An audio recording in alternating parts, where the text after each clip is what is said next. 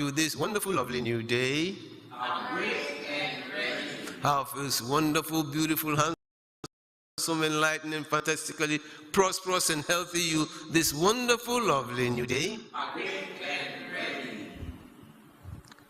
Well, namaste, and I welcome all of you to today's lesson sermon. It's been a while, eh? Well, here I am today. Our topic for today is the science of ultimate living, soul for short. My Guru Roy Eugene Davis told us about how once his Guru Paramahansa Yoganandaji said to him, Roy, you have to live anyway, so why not live the highest way possible? And this led him to live the wonderful life that we've all witnessed and read about, and he's now made his transition, but we still talk about him. During my training with him, he once looked at me and he said, Samuel, you know, on this path, we learn by doing. And he was just re-echoing the ancient tradition of living the highest way possible. The Buddha, thousands of years ago, also said something similar. He said, he who lives the life shall know the doctrine. And one of our great-grandfather gurus, Lahiri Mahasaya, said, practice, practice, one day realization.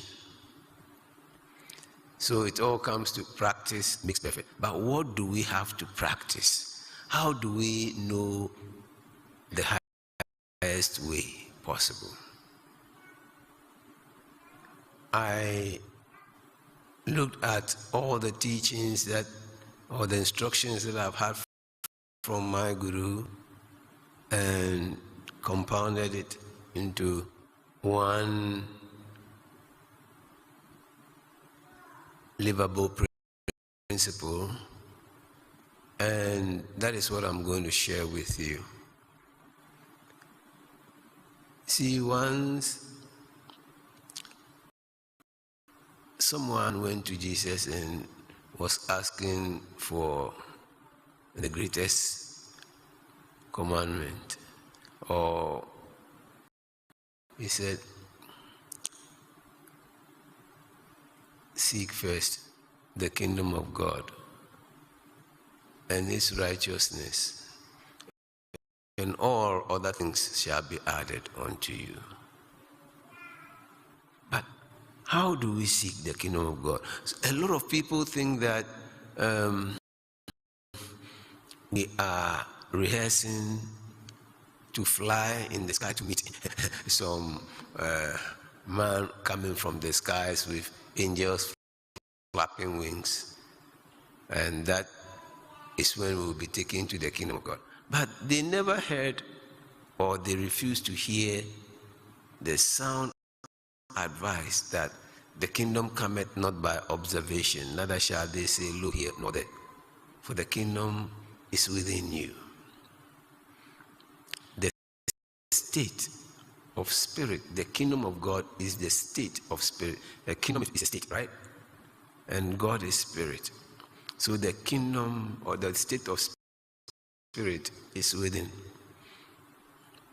That is our essential nature. That is our original nature. We are spiritual beings using mind and body to live and to awaken to what we are. So the first thing that you must ask yourself is, what am I?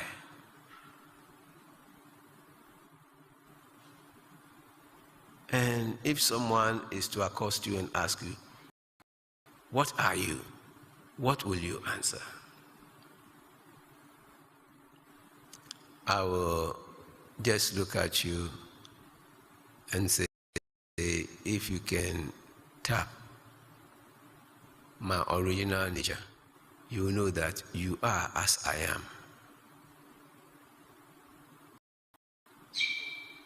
You see, what we are is beyond words and thoughts. Spirit is not a thought. You know, formerly we heard people going to the beach to call spirits. You see, that the apparitions they went to call, they are not spirits. And you hear people talk about evil spirits. They are all talking about something manifest.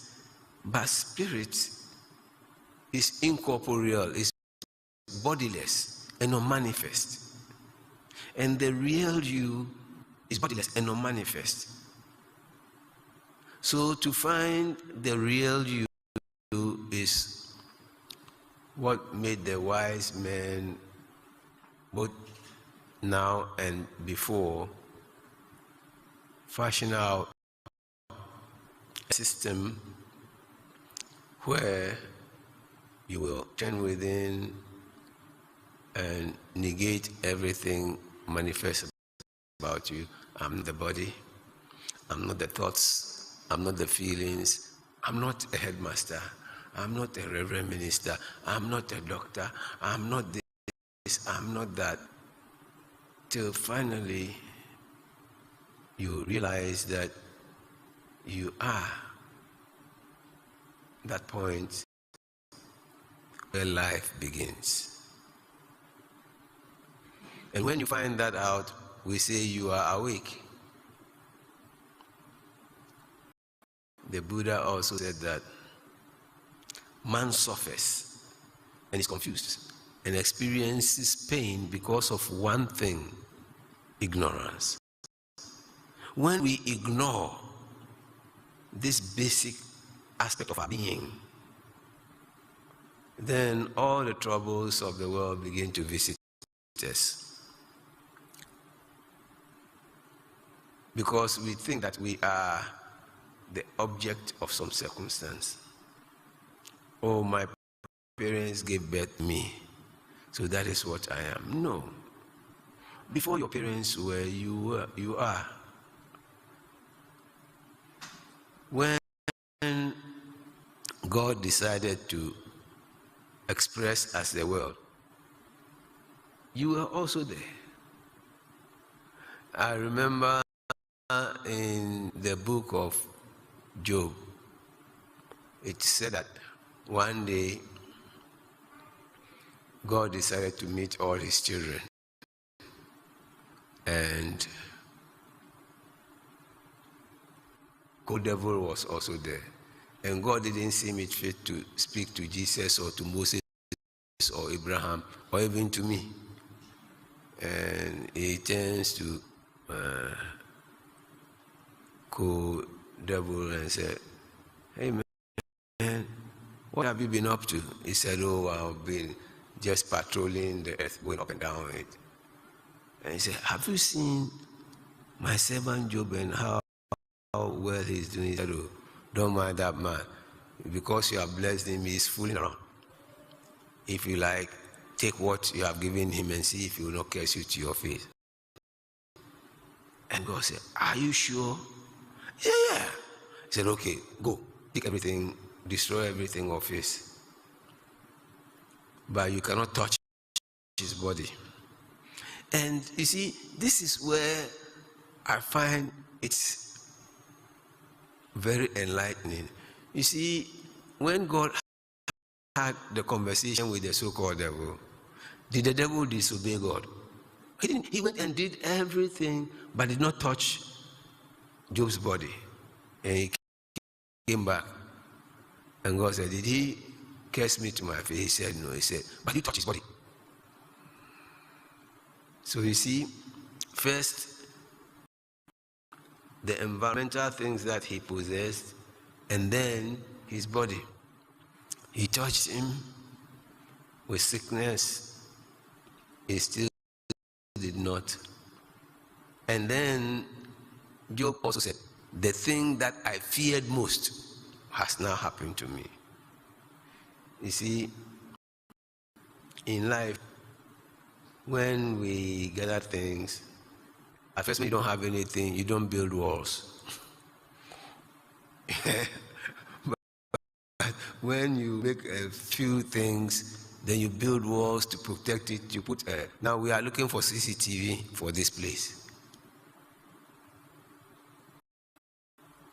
to protect what we have gained from life. But you see, have you forgotten that there is not a single thing that you can take from this world that you have come to be in? You cannot take anything with you. When you decide to leave the scene, you go as you came. And how did we come into this world?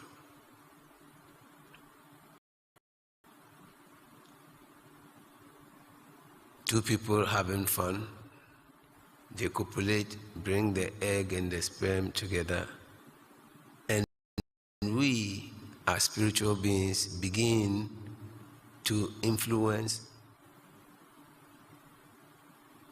what they have brought together. And so, even if we think we are the body, it's a mistaken identity, because it's something that was provided by our earthly parents, which we came to format our brain and spine, and then the body formed around it, and then we begin to think that we are the body.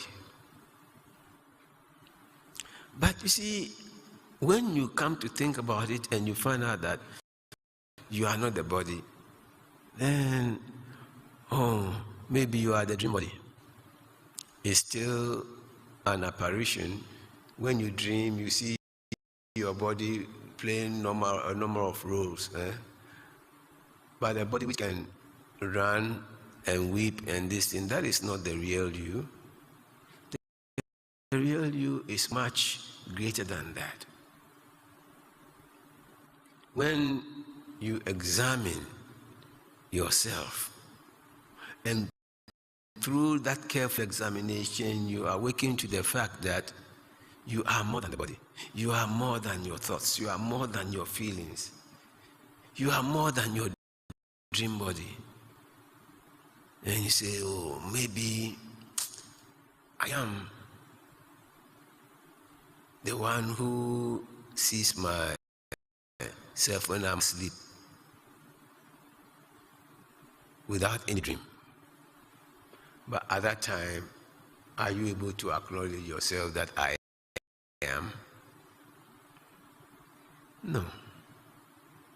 It is when you wake up that you remember, I was observing my sleep. But have you heard this thing? Look, forget about when you hear Christ and you think of a body, you've got the wrong Christ. Have you seen this writing? Formerly, it was pasted in most living rooms. Christ is the head of this house. Don't sing guest at every meal. The silent witness to all our conversations. May he bless us. Have you seen that? Well, the thing is that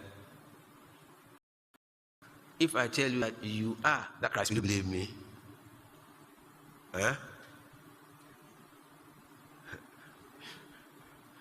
You go around looking for man, and then you find out that, I am what I've been looking for all the time. That is why St. Paul said, Christ in you, the hope of glory. That is what you are supposed to experience. You have to experience your true nature.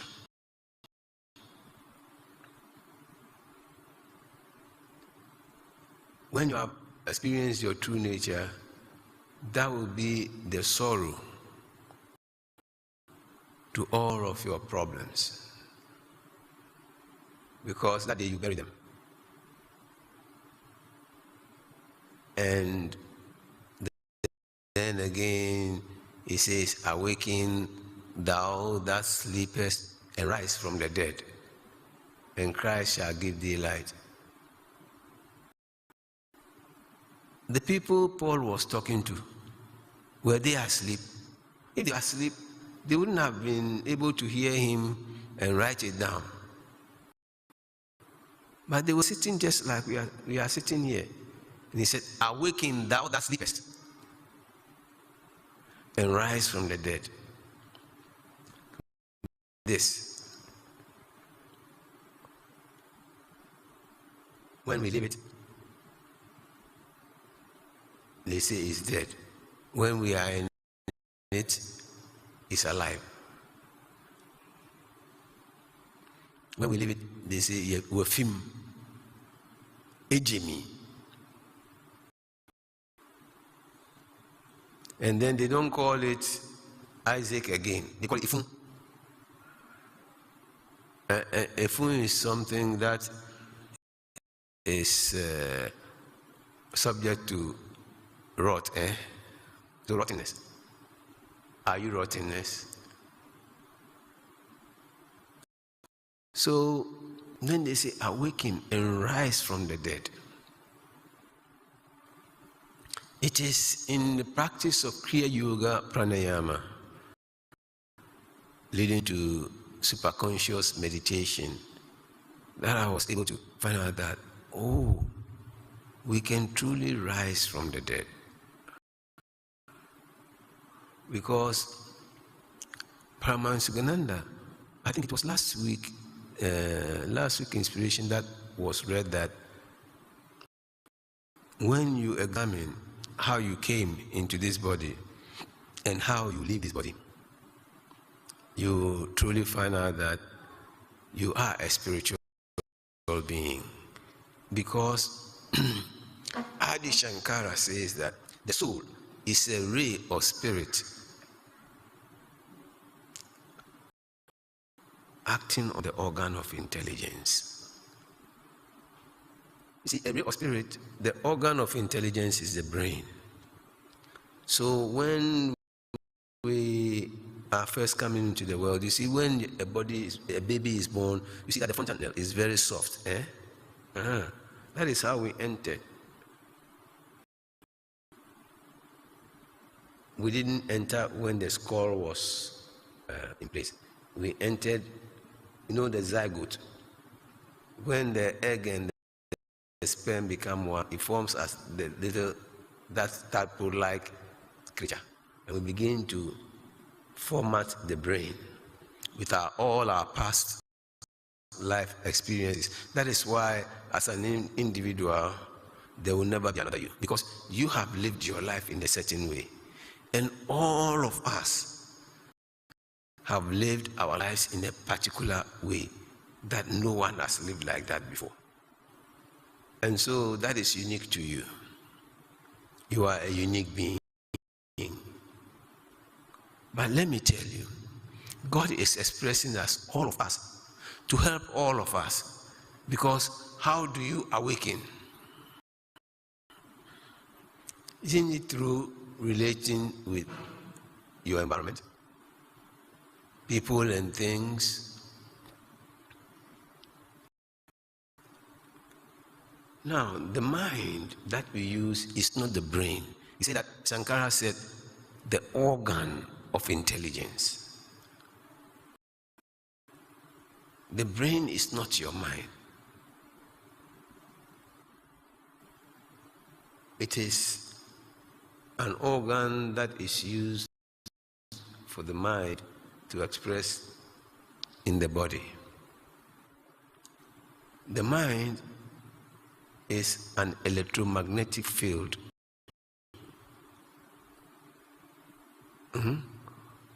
And it can receive, store, process, and send out information. The mind consists of 4 basic components. One, which is consciousness feeling. Two, the intellect. And three, the ego. The ego is the principle of differentiation. That is what has made us see everything different. And when you are stuck with feeling different from everyone, then you are in the world. Then you are stuck in the world. And then the last one is the principle or the mind, which is connected to the senses. Our senses are like the remote control, the sensors. That is what we use to relate with the environment. And then we have the organs of the body. And when you look at all these things, that is how we manifest into the world. We are first spiritual, and then we have a workshop, which is the mind, and a body to express our thoughts and feelings through, to relate with our environment. And so I always say that our environment is an extension of ourselves. What your environment is how you have created it. And so if you don't like the environment that you are in, then you have to restructure your thinking and feeling. You see, we live in the world, but all of us experience the world differently.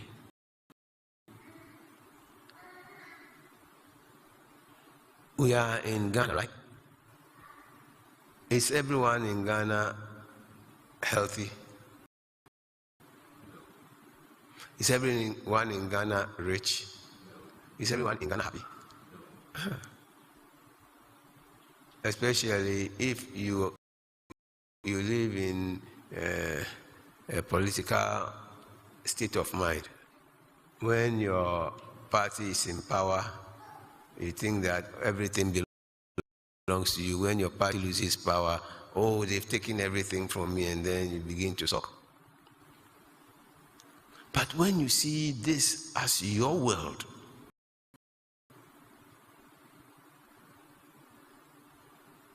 you see, in one lecture, because I have to talk about spirit, mind, body, relationships, our prosperity.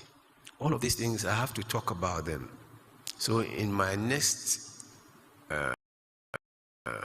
lesson sermon, I'll move on to the next.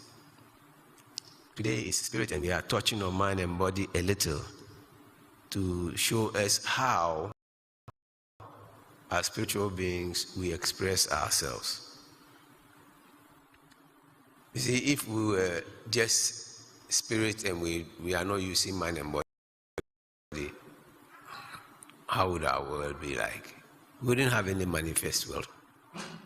But we expressed in this world to play a role, but the name of the nature of the game is that you have to manifest and awaken. But when we manifest, then we forget our bearings, and we say, oh, wani, we say kwani. No. It's not kwani. We play hide and seek. One of my favorite musicians wrote a song in the early 70s. He said, we are lost in a masquerade.